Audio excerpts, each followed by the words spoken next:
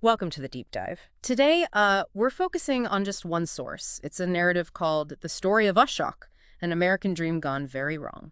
Right. And it feels like, the first chapter of something bigger. Exactly. So our mission today is really to unpack Ashok's journal, especially what happens after he finds that initial success here in the U.S. Yeah, and what strikes me right away is just how quickly things unravel for him.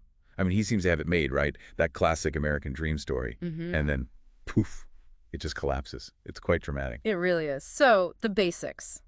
He's an MIT grad, which is, huge. Definitely. Goes back to India, arranged marriage, then comes back to New York City, lands a job in IT. For a financial services company, yeah. Sounds like a solid plan, a really strong foundation. For sure.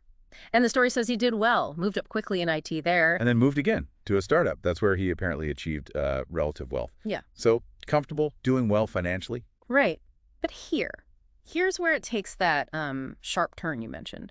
Instead of maybe just building on that success, Yeah. he starts making these really different life choices, investing in things like horses, property.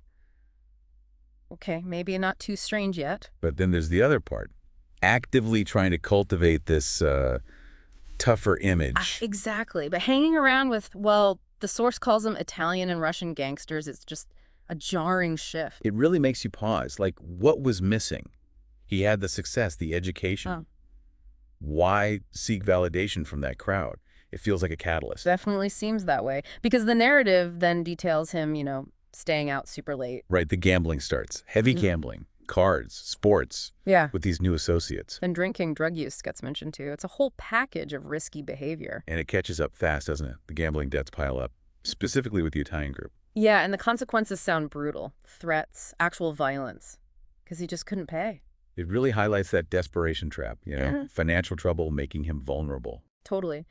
And there's also this mention of a $20,000 payment for a pregnancy scam. Yeah, which he pays. It just adds to this picture of him being cornered, maybe trying to buy his way out of more trouble. He seems increasingly trapped. And then it gets even worse. One of the older Italian gangsters makes him an offer. An offer he can't refuse, maybe. Sort of. A way to, reduce his debt and buy some time. But the price is steep. What was it? Stealing IT bank data, using his actual job skills, his MIT background for crime. Wow, that's a huge leap. You wonder, was it the pressure? Did he think he could somehow manage it, control the situation? Maybe, but it shows the true nature of these people he was involved with. They saw an opportunity to exploit him. And he did it. He went through with it. The story says the Italians and the Russians, too, used that data for security breaches. Made a lot of money. Which is a massive crime. Yeah. Affecting potentially loads of people. Absolutely.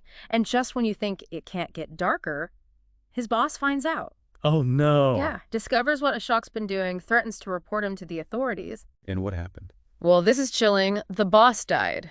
Within a week, the narrative just leaves it there, but the implication is heavy. Very heavy. Wow. So after that, Ashok is forced to keep feeding them info, making payments, though eventually the story says he stopped. He stopped paying and providing data. Seems like it. And that's where this part of the story ends. It's a real cliffhanger. The Italian mobster is consulting with the Russians about Ashok's punishment. So you're left hanging, just dreading what comes next. What a spiral. MIT grad, successful career. To being deep in debt, to dangerous criminals implicated in data theft, potentially his boss's death. Yeah. For me, the big takeaways are just the sheer speed of destruction from risky choices and how dangerous it is to get tangled up with criminal elements even when you think you've made it. That financial desperation has just opened the door to so much exploitation. Definitely. So something for you, the listener, to think about. What else might have been driving Ashok? Beyond just wanting a tougher image? Was it boredom? Self-destruction? Something else?